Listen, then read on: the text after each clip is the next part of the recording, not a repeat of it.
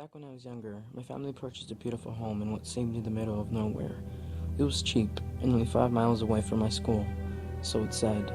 It was marvelous. I could remember all those times I used to play down in the garden with my toys and just think about how great life was.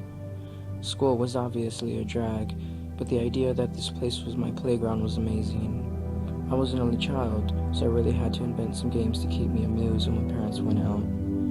My life was brilliant. Every day after school, I would come home, rush outside, and then go into my own world for hours.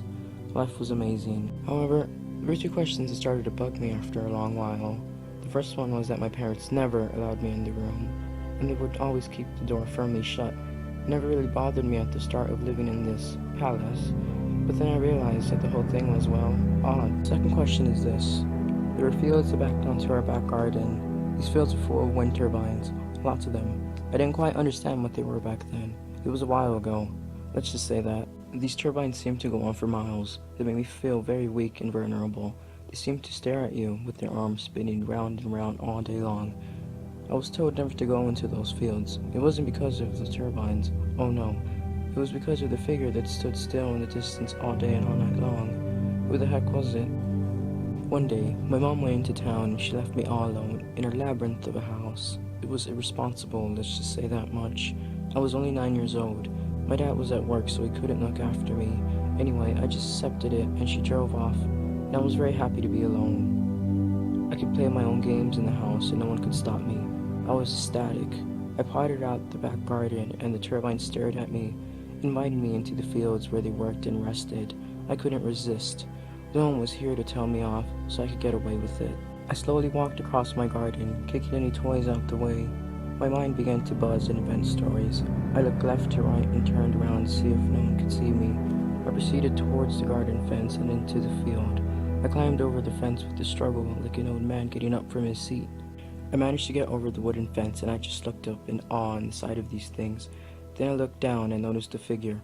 They were very far away, but my parents knew something that I did not know about the whole thing. After checking if no one was watching again, I began to walk across the fields. I kept my eye on the figure. I didn't feel too afraid as I continued to wander past the turbines. I thought I should turn back. I didn't want to be in this field anymore. Not because I was afraid this time. Usually I disliked the turbines. This time, I was bored. What was the point of it at all? How did my parents know this thing wasn't a statue or something? They just assumed it was something bad to scare me from wandering off from the house. Every child should explore. It's part of growing up. I began to turn back, but as I did so, the sky suddenly turned dark, very dark. A storm cloud must have arrived. Great.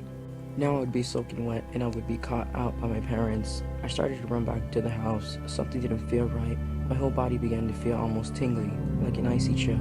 I put it down to the cold weather that had just arrived. I ran back to the house and I took a quick glance back at the field. That's when I noticed the figure's head had moved. I thought nothing of it at the time, but as I ran inside, I began to come to terms with what I just noticed. I ran up to my bedroom and I barged my door open. My bedroom looked onto the fields, you see. I looked out the window and I realized it had moved. The figure was now looking at the house. It must have always been like that, I thought. I spent the rest of the evening contemplating everything that had just happened in that field. What was this thing? It had to be a person. Maybe they were stuck. If they were, though, they would be calling for help, surely. I went to bed that night feeling a little odd, not afraid, just uneasy. The next day, my mom went out again, and she gave me the option to stay at home or to go with her. Was I going with her? No, I was not. I stayed at home and went back to the field with a feeling of dread in my stomach. I didn't know why. This person seemed lonely. I needed to ask them what they were doing. I plucked up some courage and I began walking. I didn't blink. I just kept my eyes on the figure for the entirety of the walk. They were definitely looking at me. Without a doubt. I tried waving at them. In turn, I received no gesture back. As I kept wandering closer, I noticed the clothes the figure was wearing. The majority of the figure's clothing was red. The figure wore a hat with a white feather on the top. Even the shoes were red. I can make out the face now. They had a red bulbous nose. The bottom half of their face was painted blue. It appeared the lips were painted white. This person was a clown. What would a clown be doing in the middle of my field staring at my house? Hello? I called. No response. I stood at a fair distance to the clown. The person was certainly a man. I kept calling the clown. No response still. What are you doing here? I asked. Suddenly the clown blinked and lifted his head a little. I stood back a little. Can you hear me? I asked. You should turn back, the clown finally responded. What's your name? I kept questioning him. Does it matter what my name is? I'm here because I want to be here. I live here, child, the clown responded. I live here, actually, I said, reassuring him. I live here. You disturbed me, and those who disturb me help me paint, he said violently. I was very confused at that last part. Help him paint what? What do you mean? I'm going to tell my mom about this, I said with the childish authority. Of course I thought I was right. I was a child. I was boss in this conversation, so I thought. Your mother will refuse to believe you, boy. She is merely a cold-hearted woman. She has seen me. Why do you think she doesn't want you down here? She knows of me. Oh, I warned her. I really did. I was listening intently. My mom had been here. That's why she was telling me to stay away? No, it can't be. This is just my dad dressed up, I thought. I thought it was some cruel joke to keep me away from this field. Stop playing around, Dad, I shouted. You think your little daddy will come here? You think your little daddy will come and save you? No, he will not. You see, your parents, they leave you alone a lot, don't they? You know what I mean. You're always left alone in the house. Why, oh, why is that? I told them. I warned them. They're scared. They're scared of me. You see, boy, I've been waiting for you for a while now. When they're out, I'm about. How do you know they've been leaving me alone? Who are you? I shouted. Your worst nightmare. I belted it. I turned around and I sprinted as fast as I could. I ran and ran and ran for ages, it seemed. I looked behind me. He had gone. I charged back to the house. They weren't home. The sky was so dark. It was 7 p.m. Mom and Dad should be home soon, I thought. I burst into tears and I went to the phone. The phone was smashed into pieces. Someone must have been in the house. Oh no, it can't be. I had to get out of the house. I was in a flood of tears and my burning eyes kept blurring up. I rubbed them viciously as I repeatedly tried to open the front door. It was not having it. I kept tugging at the door, but nothing. That's when I stopped for a few seconds. If this thing wants my parents out of the house, for whatever reason, is it something to do with the room? I tried to shake away the thought. It kept clouding my mind. They allowed me in the room in the last house. Why not this one? I had to find out what was going on. I heard noises coming from the kitchen. Wiping away the tears, I charged upstairs and burst into my mom's room without even thinking a thing. Once the door had smashed the wall next to it, I stood there in silence. I didn't even want to write this, but hanging from the ceiling was my dad. 3 chains emerged from the ceiling, each one dug into his back, blood still dripping from his lifeless body. I vomited. I kept throwing up every time I looked at the thing. The walls were covered in writing. After darting my eyes away from the body several times, I noticed that the writing all said the same thing: sacrifice. Suddenly, the doorway filled with red. It was him, the clown. I screamed as he walked closer and closer towards me. He held a paintbrush in his left hand and a paint pot in his right.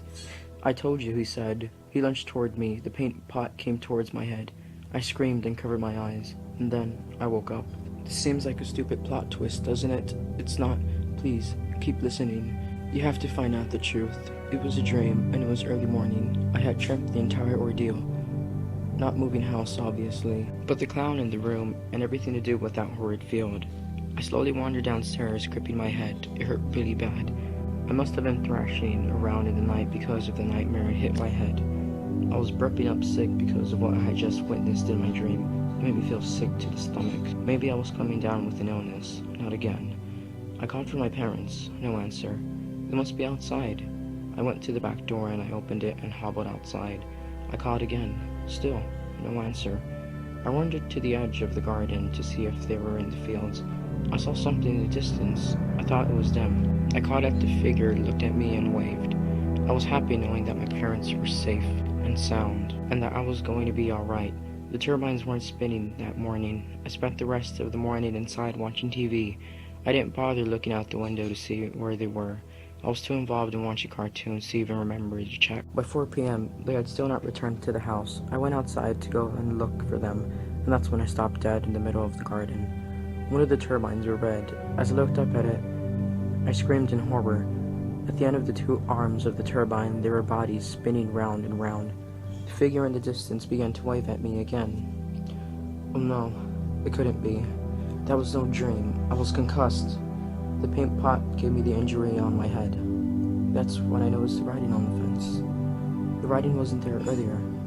The very words that have made me suffer for countless years now. Thank you for helping me paint.